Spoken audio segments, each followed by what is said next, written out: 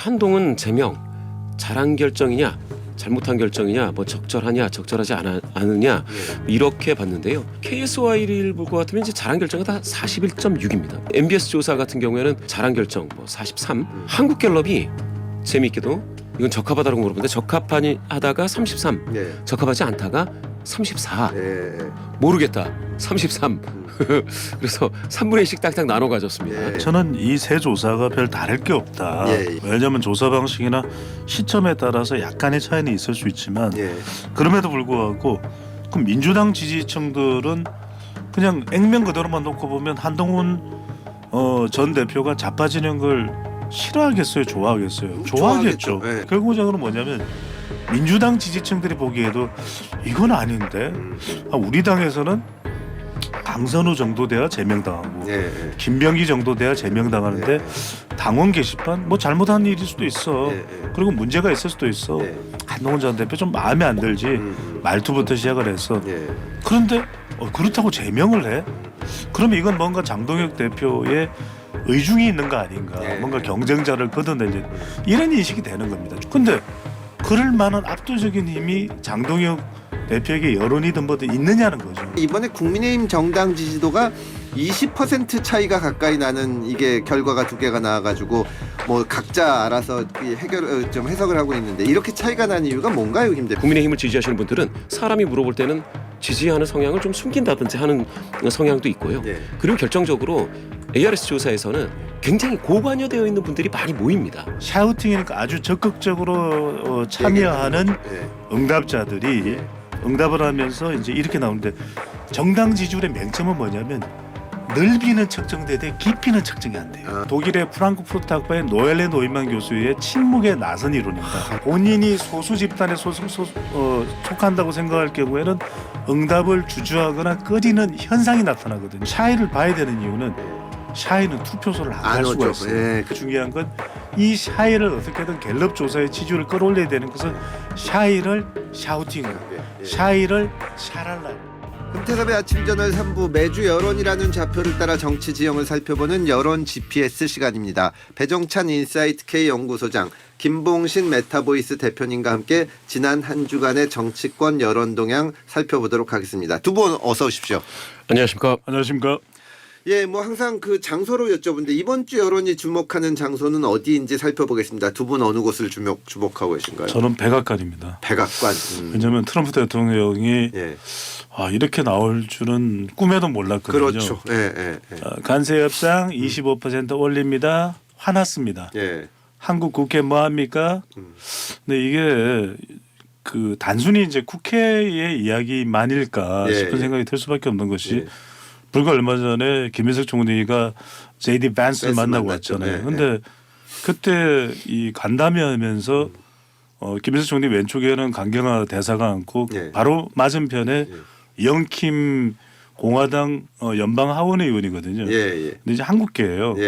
제가 그분을 좀 아는데 한국말 유창하게 잘해요. 그런데 처음 말부터 끝까지 영어로 시종일관 따지더라고요. 그러니까 뭔가 저는 좀 이게 소통에 좀 뭔가 문제가 있는 거 아닌가. 왜냐하면은 지금 이야기도 단순히 국회 비준 때문일까 하도 미국에서는 이제 전방위로 전달되는 정보들이 있을 거 아닙니까? CIA로부터 그 정보 중에 하나가 온라인 플랫폼법 쿠팡의 로비가 엄청나죠. 뭐 전력을 다해서 로비를 하잖아요. 그다음 또 하나가 이제 소년보 목사 관련된 그러니까 이제 이른바 우리가 아는 여의도 순복음교회가 풀 가스펠 철치거든요. 그런데 가스펠이 우리가 뭐 불교 방송에서 이거 이야기 길게 할 건 아닙니다만 길게 하셨대요. 복음주의예요. 복음주의인데 예. 복음주의가 굉장히 그게 이 강하거든요. 뿌리가 깊죠. 제니폴에서부터 시작해. 그러니까 이제 그런 부분들이 상당히 좀 연관돼 있는 거 아닌가 싶어서 좀 소통을 강화해야 되겠다라는 말씀드리고 싶습니다. 한미관계 중요하죠. 김 대표님은 어디를 주목하고 계십니까?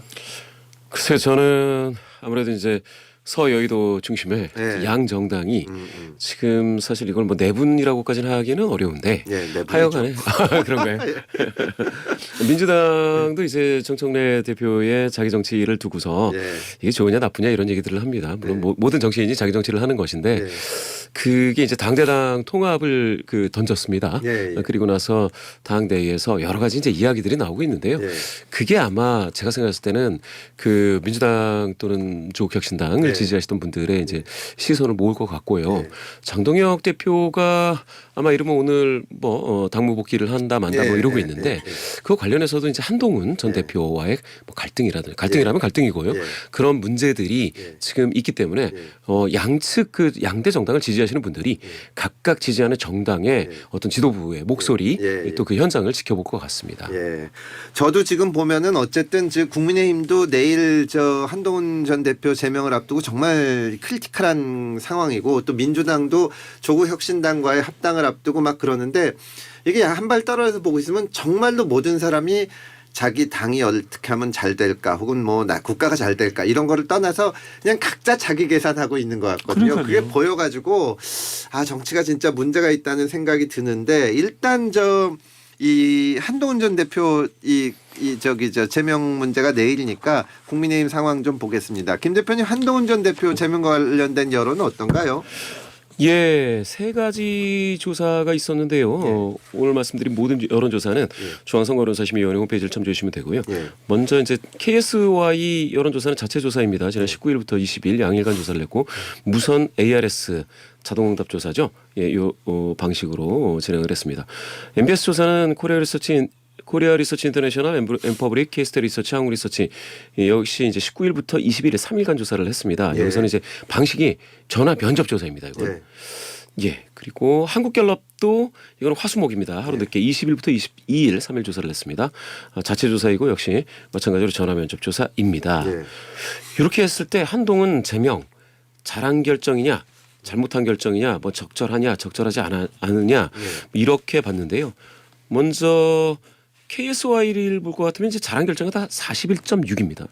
잘못한 결정이다가 30.2입니다. 이 격차가 좀 있죠. 11%포인트나 격차가 좀 납니다. 그런데 이제 MBS 조사 같은 경우에는 이거는 오차범위 내로 들어가서요. 잘한 결정 뭐 43, 잘못한 결정 38 이렇게 나왔는데요. 한국갤럽이 재미있게도 이건 적합하다고 물어보는데 적합하다가 33, 적합하지 않다가 34. 모르겠다. 33. 그래서 3분의 1씩 딱딱 나눠 가졌습니다. 그러면 이제 적절하다 적절하지 않다가 완전히 비슷하게 나왔는데 여기서 한 가지 좀 보셔야 될 게 있습니다. 뭐냐면 질문을 어떻게 했느냐거든요. 질문을 어떻게 했느냐. 먼저 어디를 보면 KSY 문항은 이렇게 물어봤습니다. 지난주 국민의힘 윤리위원회가 당 게시판 의혹과 관련하여 한동훈 전 대표의 제명을 의결했습니다. 이에 대해서 이렇게 물어봤습니다. 그러니까 당 게시판 의혹이라고 물어본 겁니다. 그런데 전국 지표조사는 당원 게시판 사건과 관련해 의혹은 빠졌죠. 국민의힘 윤리위원회는 한동훈 전 대표를 당에서 제명하기로 결정했습니다. 이렇게 물어봤습니다. 이게 방금 말씀드린 43대 38, 5%포인트 격차로 오차범위 내로 붙은 그 내용이고요. 한국갤럽을 한번 보시죠. 여기도 의혹은 안 들어갔습니다. 최근 국민의힘 윤리위원회는 당원 게시판 사건과 관련해 한동훈 전 대표의 당적을 박탈하는 들어갔습니다. 제명을 결정했습니다. 이렇게 물어봤더니 적절하지 않다가 34, 적절하다가 33 비슷하게 나왔습니다.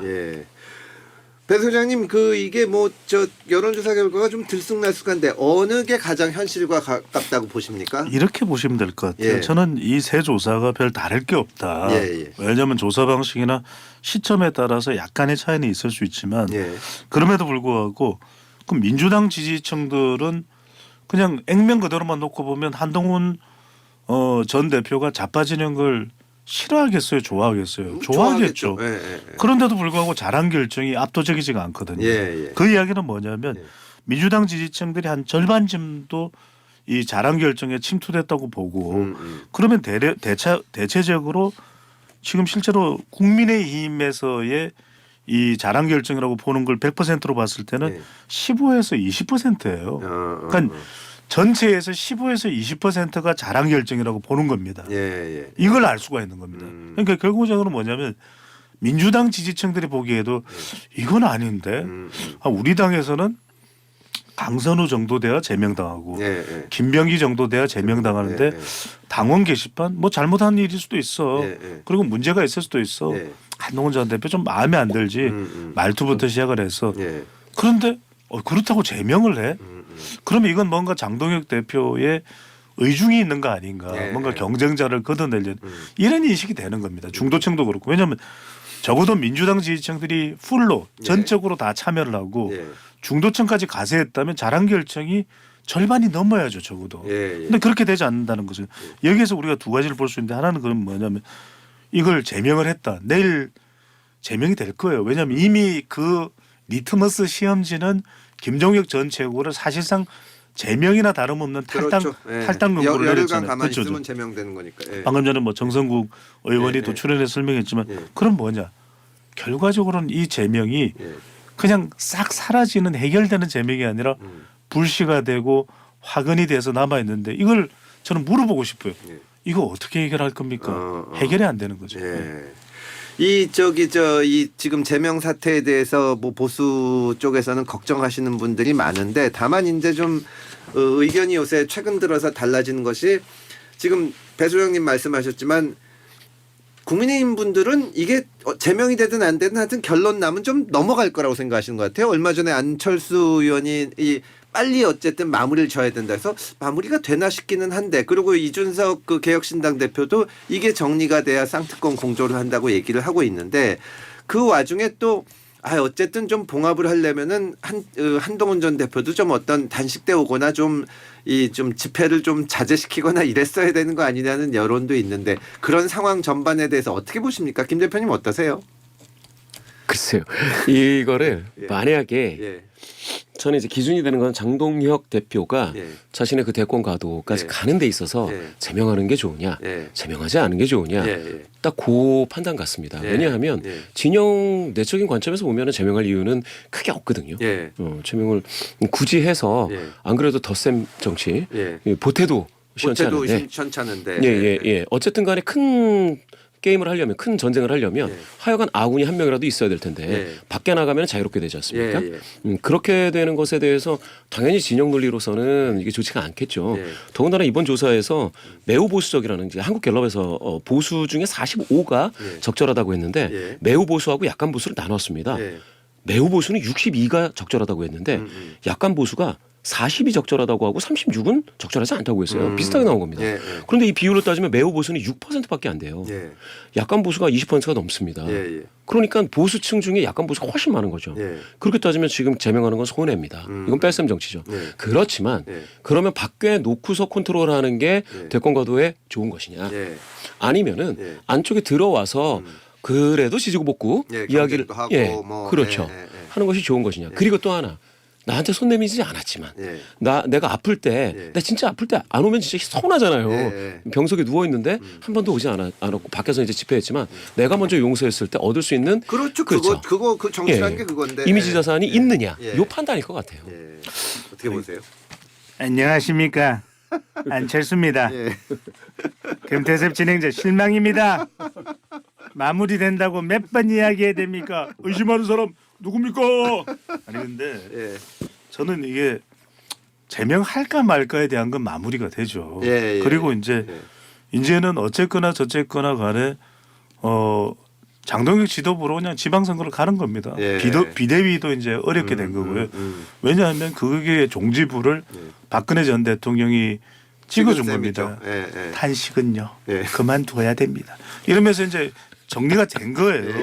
근데 이제 문제는 뭐냐면 중장기적인 걸 말씀드리는 거예요. 아니 한동훈 전 대표에 대해서 지적하고 비판할 수 있어요. 당원 게시판 왜 그랬냐. 윤석열 전 대통령에게 왜 그렇게 서운하게 했느냐. 그리고 좀 더 왜 정치적으로 정무적으로 못하냐. 그 말투나 이런 거 좀 못 고치냐. 뭐 또 등등등 이야기할 수 있죠. 근데 이제 그렇다 하더라도 지적과 비판하는 것과 잘라내는 건 다른 이야기거든요. 그러니까 이 부분에 대해서 이 갈등을 치유할 수 있느냐는 게 중요한 거죠. 가령 이제 우리가 역대를 보면은 YS나 DJ는 압도적인 힘으로 밀어내요. 예. 그러니까 YS 같은 경우에는 3당 합당했을 때 짧게 말씀드리겠습니다. 박철원의 견제에 부딪혔지만 예.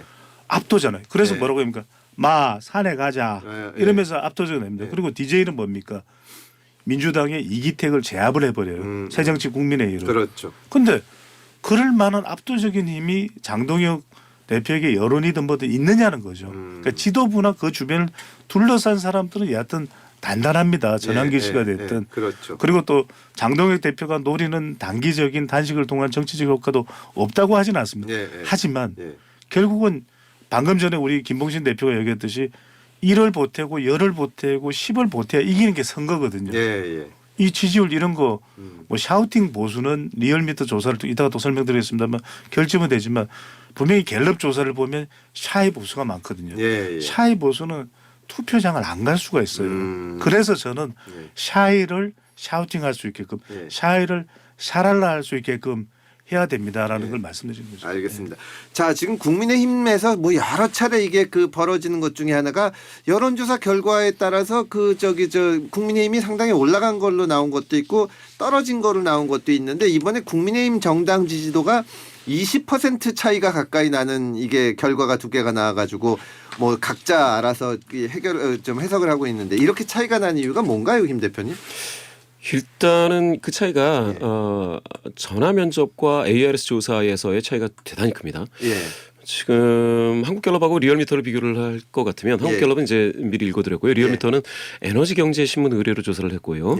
지난 목요일, 금요일 20일, 23일 조사를 했습니다.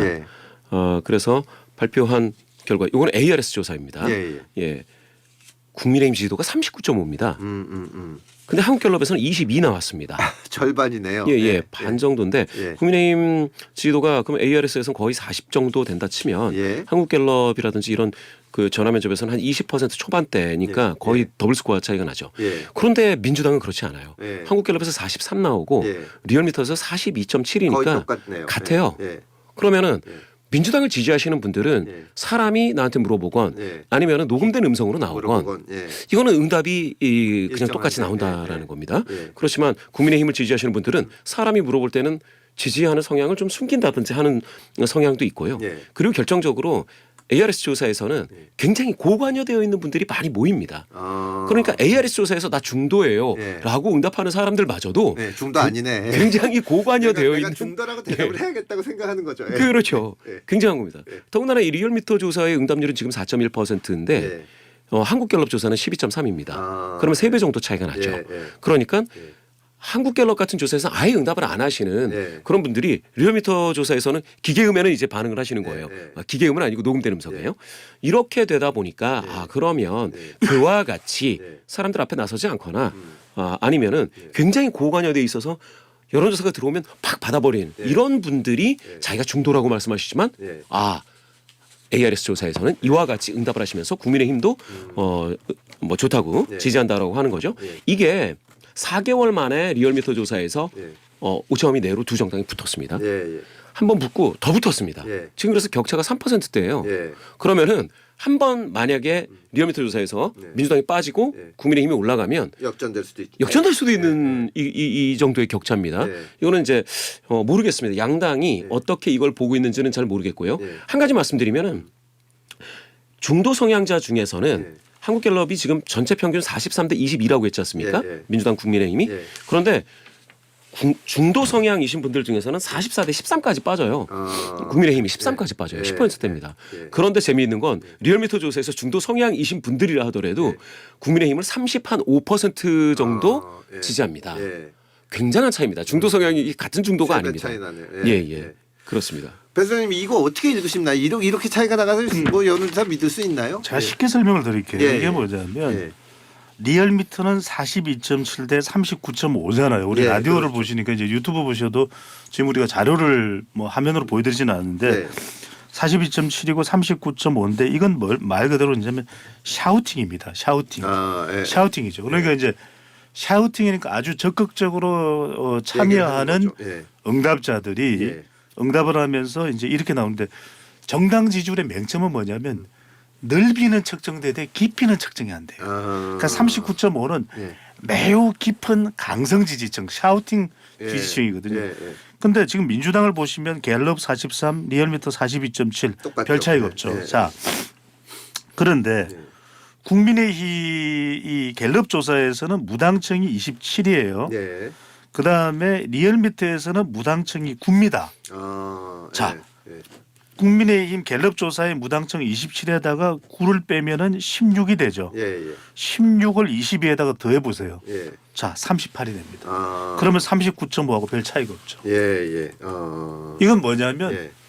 없는 게 아니라 있어요. 있는데 갤럽 예. 조사에도 예. 이 국민의힘 지지층이 있는데 예. 어떤 존재로 있느냐? 예. 샤이로 있는 거죠. 음. 왜 사람이 직접 물어보니까 이거는 독일의 프랑크푸르트 학파의 노엘레 노이만 교수의 침묵의 나선 이론입니다. 하는 게 참 많아. 스파이럴 오브 사일런스. 예. 뭐냐면 본인이 소수 집단에 속한다고 생각할 경우에는 응답을 주저하거나 꺼리는 현상이 나타나거든요. 예. 침묵의 나선 이론 위축이 되죠. 그런데 문제는 뭐냐면 예. 적극 지지층들이 39.5나 돼요. 예. 이렇게 주장할 수 있습니다. 국민의힘에서는. 그런데 예. 문제는 뭐냐. 예. 샤이를 봐야 되는 이유는 예. 샤이는 투표소를 안 갈 안 수가 오죠. 있어요. 예. 그게 이게 문제죠. 중요한 거예요. 예. 그러니까 그렇게 제가 말한 공식대로 더하면은 예. 38이 되니까 별 차이가 없는데 예. 이 16%의 무당층에 가 있는 보수 성향의 유권자가 응답자가 투표소로 투표소에 가냔 나올지. 말이에요. 예. 그래서 중요한 건 이 샤이를 어떻게든 갤럽 조사의 지지율을 끌어올려야 되는 것은 예. 샤이를 샤우팅으로, 예. 샤이를 샤랄라로 이게 중요하다. 오늘 일관되게 그 말씀하시네요.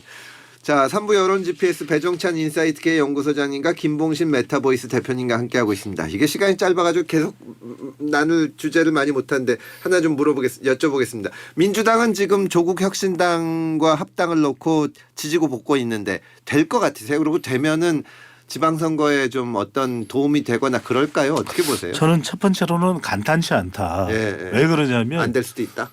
왜 그러냐면 분명히 6월에는 도움이 되죠. 6월에. 왜 도움이 되냐? 예. 규모상으로 더 큰 여당이 되죠. 예. 그렇게 되면은 또 영향력상으로는 더 큰 영향력이 되죠. 호남이든 또는 영남이든 간에 수도권이든 간에. 그런데 뭐가 문제냐? 예. 근데 이게 보십시오. 그러니까 조국 대표는 예. 반겨요. 예. 왜냐하면 본인으로서는 지금 조국 혁신당 문제를 풀 길이 없습니다. 뜰 길이 없죠. 뭐 성비 문제부터 시작해가지고 지지율 문제. 그러니까요. 뭐, 우리의 DNA가 민주당과 뭐가 그렇게 다르다는 겁니까? 예. 이혜원 후보자를 보십시오. 저는 억울합니다. 뭐 이렇게 이야기를 하는데 예. 중요한 것은 여기서 핵심 뭐냐면 이 합당이 6월용이 아니라 8월용이라는 거예요. 그래서 반발에 부딪히는 겁니다. 이현주, 황명선, 강덕구가 반발하는 거는 강덕구는 김민석의 최애예요. 더군다나 지금 김어준 여론조사 플라워 꽃은 지금 계속 이름을 넣지 말라는데 넣는단 넣고 말이에요. 있는 거죠. 이게 뭐냐면 6월용이 아니라 8월용이라는 거예요. 그러니까 8월 전당대회에서 청내 강화, 민석 약화. 그래서 저는 되기가 어렵다는 거예요. 왜냐하면 이 합당을 용인해 주는 순간 1인 1표제가 일단 기반을 다져놓고 합당으로 완전 세기를 박는 거예요. 그럼 끝나는 겁니다. 그러면 정청래 대표의 연임이 그냥 확정되는 8월 전당대회는 안 봐도 비디오 안 들어도 오디오예요. 그래서 저는 더 큰 반발이 이제부터 나올 수밖에 없고 그러니까 이재명 대통령이 16일 날 만찬에 정청래 대표를 불러다가 뭐라고 했습니까? 반명이에요. 저는 그게 뼈 해장국이다. 언중유골이 아니라 언중다골이다. 김 대표님 어떻게 보세요? 이게 그 합당 될까요? 그리고 뭐 되면 좀 유리할까요? 합당은 되죠. 왜냐하면 합당이라는 건 과거에도 이게 당원 총투표라든지 이런 것을 꼭 요구하는 것은 아니었습니다. 뭐 중앙위 의결이라든지 지도부의 결심에 의해서 정무적인 판단에 의해서 합당이 되는 케이스들이 꽤 많았습니다. 그 경우에는 이제 흡수 합당이냐 뭐 이런 얘기도 있었지만 불과 그러니까 1년 전만 하더라도 저 세력은 개별적으로 들어와도 받아주지 않겠다라고 했던 그런 당들을 당대당 합당하되 그냥 흡수하듯이 그렇게 했었죠. 하던 경우가 있었기 때문에 이걸 가지고 크게 문제되지는 않는데 제 느낌에는 방금 배 소장님이 정확하게 뭐 여러 가지를 잘 설명해 주셨는데 네. 명분이 뚜렷하지 않은 상황에서 네. 그러면 이거 실리를 누가 챙기는 거야? 이런 생각들을 하게 되니까 네. 이게 서로 간에 다른 생각들이 있는 것 아니냐 네. 이렇게 되니 마찰과 갈등이 빚어지는 거죠. 그래서 합당이 되느냐 양당의 지도부가 추진하면 안 될 이유는 없다. 다만 네. 그래서 남기는 네. 상처와 후유증을 만약에 있다면 그것을 어떻게 치유할 것이냐. 또 하나 그러면은 당원 주권 정당으로 간다. 이게 사실은 매스 파티로 간다는 거지 않습니까? 그렇게 됐을 때에 네. 그렇게 선언적으로 이야기를 하고 가는 과정에서 네. 당원 총투표를 생략하고 지도부가 추진하는 게 이게 맞느냐? 그러면 이거는 투티어로 가는 거 아니냐? 네. 실리를 위해서는 지도부가 그냥 정무적으로 결정을 한다. 해버리고 네. 그리고 나서 명분으로 항상 이야기하는 게 당원 주권. 네. 이렇게 되면 이 괴리를 이거는 인지부조화로 갈 수도 있죠. 예, 그래서 저는 배 소장님 분석이 맞는데 네. 그런데 무리해서라도 합당으로 추진할 거는 같다. 이렇게 알겠습니다. 봅니다. 오늘 말씀 여기까지 듣겠습니다. 지금까지 배종찬 인사이트 K 연구소장님, 김봉신 메타보이스 대표님 모시고 함께했습니다. 감사합니다. 감사합니다. 고맙습니다.